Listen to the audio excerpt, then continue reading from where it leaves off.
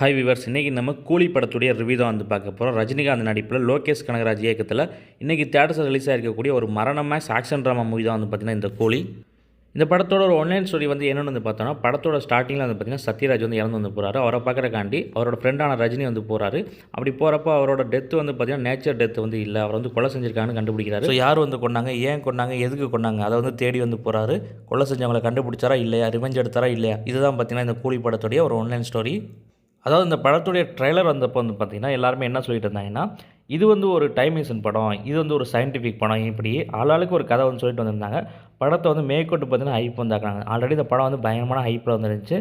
ஏன்னா லோகேஷ் கனகராஜ் வந்து டேரக்ஷன் வந்து பண்ணுறாரு, ரஜினி நடிக்கிறாங்கிறப்போ அதில் ஓவர் வந்து ஹைப்பாக வந்துருந்துச்சு. இந்த ட்ரெய்லரை வந்து பார்த்துட்டு ட்ரெய்லரை பார்த்து கதையை வந்து கெஸ் பண்ண முடியலன்னு சொல்லிட்டு ஆளாளுக்கு ஒரு கதை. இதில் முக்கியமாக நம்ம அதிகமாக பேசப்பட்டது வந்து பார்த்திங்கன்னா டைம் மிஷின் ஸ்டோரி அப்படின்னு வந்து சொல்லிட்டாங்க. லாஸ்ட்டில் பார்த்தா இந்த ஸ்டோரி வந்து அப்படிலாம் எதுவுமே வந்து கிடையாது. இது ஒரு சிம்பிளான ரிவெஞ்ச் ஸ்டோரி தான். இது ஒரு சிம்பிளான கமர்ஷியல் ஆக்ஷன் ட்ராமா மூவிக்கான ஒரு ஸ்டோரி தான். எதுக்கு லோகேஷ்கிட்ட போயிட்டு இப்படி சயின்டிஃபிக்கு டைம் மிஷின்லாம் எதிர்பார்க்குறாங்கன்னே வந்து தெரியலை.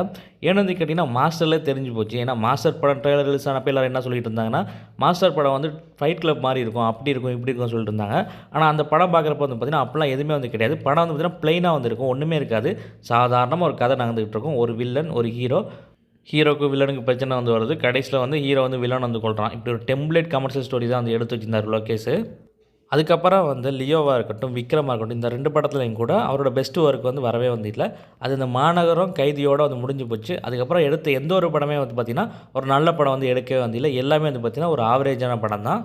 ஸோ அப்படி இருக்கையில் எதுக்கு இப்படி ஒரு எக்ஸ்பெக்டேஷனில் போகணும்னு தான் நான் வந்து கேட்குறேன். ஏன்னா எல்லாருமே இந்த படம் வந்து ஸ்டோரி அப்படி இருக்கும், இப்படி இருக்கும், பயங்கரமாக இருக்க போதுன்னு நினச்சிட்டு வந்து போகிறாங்க. இப்போ தியேட்டரில் போய்ட்டு உட்காரப்போ அப்படி இல்லை, இது ஒரு சிம்பிளான ஒரு ரிவெஞ்ச் ஸ்டோரின்னு தெரிகிறப்போ நிறைய ரிவ்யூஸ் வந்து பார்க்க வந்து முடிஞ்சுது. இது வந்து லோகேஷுடைய ரொம்ப வீக்கான படம் அப்படி இப்படின்னு நிறைய பேர் வந்து நிறைய விதமாக வந்து சொல்லியிருந்தாங்க.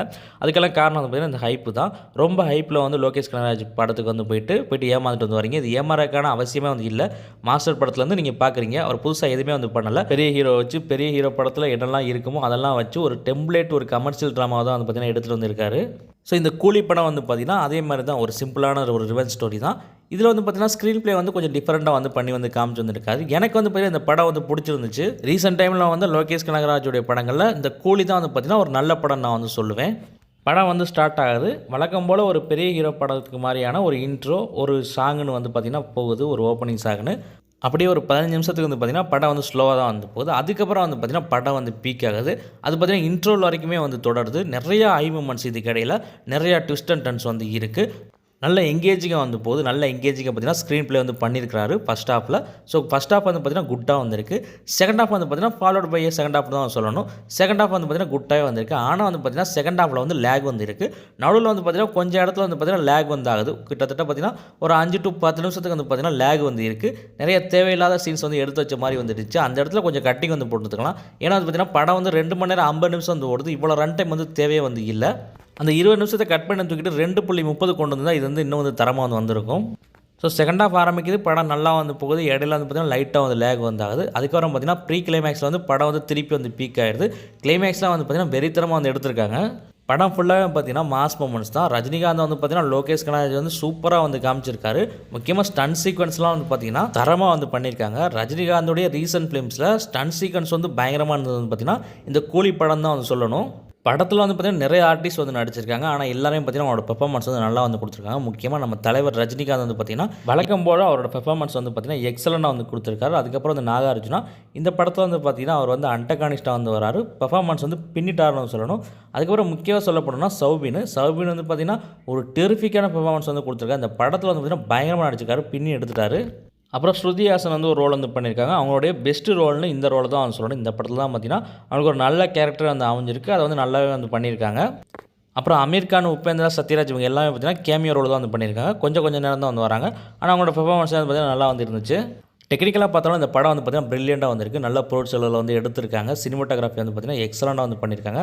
அதுக்கப்புறம் வந்து பார்த்திங்கன்னா பிஜிஎம் மியூசிக் வந்து பார்த்திங்கன்னா அனிருத் வந்து பண்ணியிருக்காரு.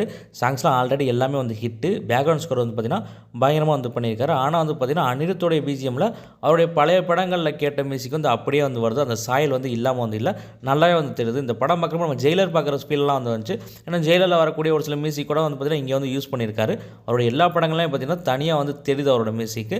அது தனித்துவமாக இருந்த பரவாயில்ல, ஆனால் பழைய மியூசிக்கை திருப்பி வந்து போட்டுட்டு வந்து இருக்காரு. ஆனாலும் வந்து பார்த்திங்கன்னா தேட்டரில் வந்து கொண்டாடுறதுக்கு வந்து பார்த்திங்கன்னா அனிருத்துடைய மியூசிக் வந்து பார்த்திங்கன்னா ஒரு முக்கிய காரணமாக வந்து இருக்குது. படத்தில் பாசிட்டிவ் வந்து பார்க்க போனோம்னா ரஜினிகாந்த் தான். ரஜினிகாந்த் வந்து பார்த்திங்கன்னா ஒன் மேன் ஷோ வந்து பண்ணியிருக்காருன்னு சொல்லணும். படம் முழுக்க வந்து பார்த்திங்கன்னா ரஜினிகாந்த் தான் வந்து இருக்கார். அதுக்கப்புறம் பார்த்திங்கன்னா ரஜினிகாந்தோடைய ஸ்க்ரீன் ப்ரெசன்ஸ் வந்து செம்மையாக வந்திருக்கு படம் ஃபுல்லாகவே. அது மட்டும் இல்லாமல் நிறைய இடங்களில் வந்து பார்த்திங்கன்னா ஃபஸ்ட் ஹாஃபில் ஹியூமர்ஸ் வந்து ஒர்க் ஆகிருக்கு. அதுவும் தனியாக யாரும் இல்லாமல் ரஜினிகாந்தே வந்து பார்த்திங்கன்னா ஹியூமர்ஸ்லாம் வந்து பண்ணியிருக்காரு. எமோஷனல் சீன்ஸ் வந்து பார்த்திங்கன்னா 1-2 இடத்துல வந்து இருக்குது. அதுவுமே பார்த்திங்கன்னா படத்தில் வந்து கனெக்ட் ஆகி வந்து இருந்துச்சு. அப்புறம் ஸ்டன் சீக்வன்ஸு ஒரு எக்ஸ்ட்ராடினரியாக வந்து பண்ணியிருக்காங்க. தரமாக வந்து பண்ணியிருக்காங்க. அன்பர் தான் வந்து பண்ணியிருக்காங்கன்னு நினைக்கிறேன். சூப்பராக வந்து பண்ணி கொடுத்துருக்காங்க அந்த படத்துக்கு. படத்தில் நெகட்டிவ்னு வந்து பார்க்க போனோம்னா லாஜிக் மிஸ்டேக்ஸ் வந்து பார்த்திங்கன்னா படத்தில் வந்து நிறையா வந்து இருக்குது. அதெல்லாம் நம்ம நோட் பண்ண போனால் நிறையவே வந்து வரும். அதுக்கப்புறம் பார்த்திங்கன்னா செகண்ட் ஹாஃபில் இருக்கக்கூடிய அந்த லேகு ரன் டைம் வந்து குறைச்சிருக்கலாம். டியூரேஷன் வந்து பார்த்திங்கன்னா ஒரு பெரிய மைனஸ் தான் நான் சொல்லுவேன். அதுக்கப்புறம் வந்து சாங்கு மோனிகா சாங் வந்து பார்த்திங்கன்னா இந்த படத்துக்கு தேவையில்லாத ஒன்று. அந்த இடத்துல சாங் வைக்கக்கூடிய இடமே வந்து இல்லை. வேணும்னே பார்த்திங்கன்னா திணிச்சமாக இருக்குது. ஒரு சாங் வந்து வைக்கணுன்னே வச்ச மாதிரி வந்து இருக்குது. இதெல்லாம் வந்து தேவையே வந்து இல்லை. இந்த மாதிரி படங்களில் இந்த மாதிரி சாங்ஸ்லாம் வந்து தவிர்க்கிறது தான் பார்த்திங்கன்னா நல்லது. ஜெயிலர் படத்தில் வந்து பார்த்திங்கன்னா காவலா சாங் வந்து வரும். ஆனால் அந்த படத்தில் அந்த சாங் வந்து தேவைப்பட்டது. இது படத்தோட வந்து வரும். ஆனால் இந்த மோனிகா சாங் வந்து பார்த்திங்கன்னா கொண்டாந்து திணிச்ச மாதிரி தான் வந்து இருக்குது. அப்புறம் முக்கியமாக படத்தில் மைனஸ்னு இன்னொன்று சொல்ல போனால் என்ன சொல்லணும்னா படத்துடைய ஸ்டார்டிங்கில் இருந்து எல்லா ப்ரொமோஷன்ஸ்லையும் வந்து பார்த்திங்கன்னா படத்தில் வந்து ஒரு பேக்ரவுண்டில் பார்த்திங்கன்னா வாட்ச் படம் வந்து காட்டினாங்க. அது எதுக்குன்னு நம்ம படம் பார்த்து முடிச்சிட்டோம் இப்போ வரை வந்து தெரியலை. ஏன்னா வாட்சுக்கும் இந்த படத்துக்கு சம்மந்தமே இல்லைன்னு தான் நான் சொல்லுவேன். ஏன்னா இந்த படம் வந்து வாட்சை பற்றினது வந்து கிடையாது. படத்தில் கடத்தல் வந்து பண்ணுறாங்க. அதுக்கும் வாட்சுக்கும் முதல்ல சம்மந்தமே வந்து கிடையாது. எதுக்கு எல்லா ப்ரொமோஷன்ஸ்லையும் எல்லா போஸ்டர்லையும் வாட்சை வந்து காமிச்சாங்கன்னு வந்து தெரியல. இது வந்து என்ன ஆச்சுன்னு வந்து பார்த்திங்கன்னா இந்த வாட்செல்லாம் காமிக்கிறதுனால ஃபஸ்ட்டு ப்ரோமோ வீடியோவில் இந்த வாட்சை காமிச்சனால எல்லாருக்கும் பார்த்திங்கன்னா எதிர்பார்ப்பு வந்து அதிகமாகிடுச்சு. இந்த படம் ஒன்று வாட்சை பற்றி இருக்கணும், இல்லை டைம் மிஷின் பற்றி இருக்கணும், இல்லை சயின்டிஃபிக்காக வந்து இருக்கணும்னு சொல்லிட்டு ஏகப்பட்ட பேர் வந்து பார்த்திங்கன்னா இந்த படத்துக்கு வந்து மைண்ட் செட் வந்து பண்ணிட்டாங்க. இது இப்படி தான் இருக்கும், இது இப்படி தான் இருக்குன்ட்டு. ஆனால் இன்றைக்கி படத்தில் வந்து பார்க்குறப்போ அதுக்கு இதுக்கு சம்மந்தமே இல்லைங்கிறப்போ அதை அவங்களால ஏற்றுக்க வந்து முடியல. ஸோ இந்த படத்தை வந்து ஒரு ஆவரேஜான படம், அது ஒரு சுமாரான படங்கிற மாதிரி அவங்கள வந்து ஃபீல் பண்ண வந்து வைக்கிது. அதுக்கு முக்கியமான இன்னொரு காரணம் வந்து என்னென்னு வந்து பார்த்திங்கன்னா ட்ரைலர் கட்டு தான். ட்ரைலர் கட் வந்து பார்த்திங்கன்னா படத்தோட கதையே வந்து தெரியக்கூடாதுங்கிற மாதிரி ட்ரைலர் கட் வந்து பண்ணியிருந்தாங்க. அப்படி பண்ணியிருந்தால் கூட வந்து பரவாயில்ல. ஆனால் வந்து பார்த்திங்கன்னா அந்த ட்ரைலர் வந்து பார்க்குறப்போ இது வந்து பார்த்திங்கன்னா கண்டிப்பாக வந்து டைம் மிஷின் படம் தான், இது வந்து சயின்டிஃபிக் படம் தாங்கிற மாதிரி அந்த ட்ரைலர் வந்து கட் பண்ணியிருந்தாங்க. இதுவே பார்த்திங்கன்னா ரொம்ப தப்பான ஒன்று. உங்கள் படத்தில் என்ன வந்து இருக்கோ அதை தான் வந்து நீங்கள் வந்து ட்ரைலரை வந்து கட் பண்ணணும். அது மாதிரி தான் நீங்கள் வந்து போஸ்டர்ஸ் வந்து விடணும். அதுக்கு இதுக்கு சம்மந்தமே இல்லாமல் வந்து விட்டிங்கன்னா படத்தை தேட்டரில் வந்து பார்க்குறப்போ ட்ரைலரில் பார்த்ததோ போஸ்டரில் பார்த்ததோ அது வந்து இங்கே வந்து இல்லைங்கிறப்போ அது வந்து பார்த்திங்கன்னா மிகப்பெரிய ஒரு ஏமாற்றத்தை வந்து கொடுக்கும். அது வந்து பார்த்திங்கன்னா நெகட்டிவாக தான் வந்து கன்வெர்ட் வந்து ஆகும். ஸோ இது வந்து பார்த்திங்கன்னா முழுக்க ப்ரொடக்ஷன் டீமோடைய மிஸ்டேக் தான். எக்ஸாம்பிள் சொல்லணும்னா ஒரு யூடியூப் தம்ப்நெயில் மட்டும் தான். யூடியூப்பில் தம்ப்நெயில் வந்து கிளிக் ரேட்டுக்காண்டி வந்து வைப்பாங்க. அதில் நிறைய விஷயங்கள் வந்து போட்டு வந்து வைப்பாங்க. ஆனால் நீ உள்ளே போய் வந்து பார்த்தீங்கன்னா அங்கே வேறு ஒரு விஷயம் வந்து இருக்கும்.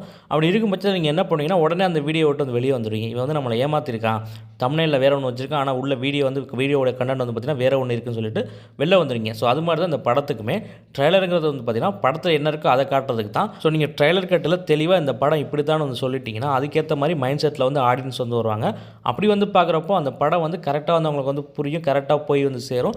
அதுக்கேற்ற மாதிரி அவங்களோட மைண்ட் செட்டு வந்து இருக்கும். இப்போ நம்ம வந்து போக போகிறது ஒரு கமர்ஷியல் ஆக்ஷன் ட்ராமா மூவி தானே, அதுக்கேற்ற மாதிரி மைண்ட் செட்டில் வந்து வருவாங்க. அது இருக்கிறத வந்து பார்க்குறப்போ ஏற்றுக்குவாங்க. அதே நீங்கள் வந்து ஒரு சயின்டிஃபிக் படம், டைம் மிஷின் படம் நினச்சி வர்றப்போ இங்கே ஒரு சாதாரண சிம்பிளான ரிவெஞ்ச் ஸ்டோரியாக இருக்கிறப்போ அதை ஏற்றுக்க வந்து முடிகிறது இல்லை. ஸோ இந்த படம் நல்லா இல்லை, ஆவரேஜாக இருக்குது, நான் எதிர்பார்த்த மாதிரி இல்லை, இதுக்கு நான் ரொம்ப ஹைப்பில் வந்து ஆனால் இங்கே வந்து ஒன்றுமே வந்து இல்லை, இதுக்கு காசு செலவு பண்ணதெல்லாம் வேஸ்ட்டு இப்படிலாம் வந்து சொல்கிறாங்க. இப்போ நான் வந்து பார்த்தீங்கன்னா லோகேஷ் கனகராஜ் இப்படி தான் எடுப்பாங்கிற ஒரு மைண்ட் செட்டில் வந்து போனேன். ஸோ எனக்கு இந்த படம் வந்து ஓகே வந்து இருந்துச்சு. ஆனால் நீங்கள் எல்லோரும் அப்படி போக போகிறதில்ல. நிறைய பேத்துக்கு நிறைய எதிர்பார்ப்பு வந்து இருக்கும் இந்த ட்ரைலரை பார்த்துட்டு. அது மட்டும் இல்லாமல் லோகேஷ் கனகராஜ் படம், இது பார்த்ததுக்கு அனிருத் வேறு இந்த படம் வந்து ஒரு இன்டெலிஜென்ட் ஃபிலிம்னு வந்து சொல்லிட்டாரு. ஸோ இதெல்லாம் வச்சுக்கிட்டு ரொம்ப ஹைப்பில் போயிட்டு வந்து நிறைய பேர் வந்து பார்த்தீங்கன்னா டிசப்பாயின்மெண்ட் ஆகிட்டு அது வந்து நல்லா இல்லைன்னு சொல்கிறீங்க.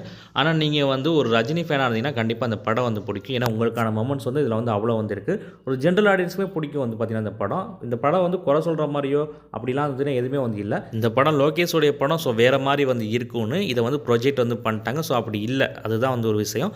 மற்றபடி இது ஒரு நல்ல ஒரு மரணமாஸ் ஆக்ஷன் ட்ராமா மூவி தான். ஆக்ஷன் மூவிலாம் அவங்களுக்கு வந்து பிடிக்கும்னா கண்டிப்பாக இந்த கூலி படம் பார்த்தீங்கன்னா அவங்களுக்கு வந்து பிடிக்கும்.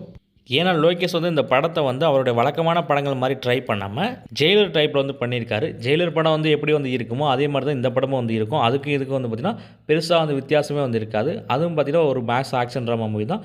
இது வந்து அதே மாதிரி தான். ஸோ அது வந்து உங்களுக்கு பிடிச்சிச்சா கண்டிப்பாக இந்த படமும் பார்த்திங்கன்னா உங்களுக்கு கண்டிப்பாக வந்து பிடிக்கும். ஆனால் நீங்கள் மைண்ட் செட் வந்து இப்படி வச்சுக்கிட்டு வந்து போகணும். இது ஒரு சாதாரண கமர்ஷியல் ஆக்ஷன் ட்ராமா படம் வச்சுட்டு வந்து போகணும். அதை விட்டு இது வந்து டைம் மிஷின் படம் அதுன்ட்டு போனீங்கன்னா கண்டிப்பாக உங்களுக்கு பார்த்திங்கன்னா டிசப்பாயின்மெண்ட் தான் வந்து ஆகும். ஒட்டுமொத்தமாக பார்க்குறப்ப இந்த கூலி படம் வந்து எப்படி இருந்துச்சு வந்து கேட்டிங்கன்னா இது வந்து பார்த்திங்கன்னா ஒரு நல்ல ஒரு கமர்ஷியல் ஆக்ஷன் ட்ராமா மூவின்னு தான் நான் வந்து சொல்லுவேன். கண்டிப்பாக ஆக்ஷன் லவர்ஸ் வந்து பிடிக்கும். ரஜினி ஃபேன்ஸுக்கு வந்து பார்த்திங்கன்னா இந்த படம் வந்து ட்ரீட்டாக வந்து இருக்குங்கிறதுல சந்தேகமே வந்து இல்லை. எதிர்பார்ப்புலாம் எதுவுமே இல்லாமல் போகும் பட்சத்தில் ஜென்ரல் ஆடியன்ஸுக்குமே இந்த படம் வந்து பிடிக்கிறதுக்கான வாய்ப்பு வந்து அதிகமாகவே வந்து இருக்குது. இந்த படம் எனக்கு வந்து பிடிச்சிருந்துச்சி. இந்த படத்துக்கு என்னோட ரேட்டிங் வந்து பார்த்தீங்கன்னா 5க்கு 3.5. கண்டிப்பாக மிஸ் பண்ணாமல் தியேட்டரில் பார்க்கக்கூடிய ஒரு தரமான ஆக்ஷன் மூவி தான் இந்த கூலி. தொடர்ந்து சினிமா ரிவ்யூஸ் பார்க்குறதுக்கு, சினிமா சம்மந்தமான சுவாரஸ்யமான வீடியோஸ்லாம் வந்து பார்க்குறதுக்கு மறந்துடாமல் நம்ம சேனலை வந்து சப்ஸ்கிரைப் பண்ணி வச்சுக்கோங்க.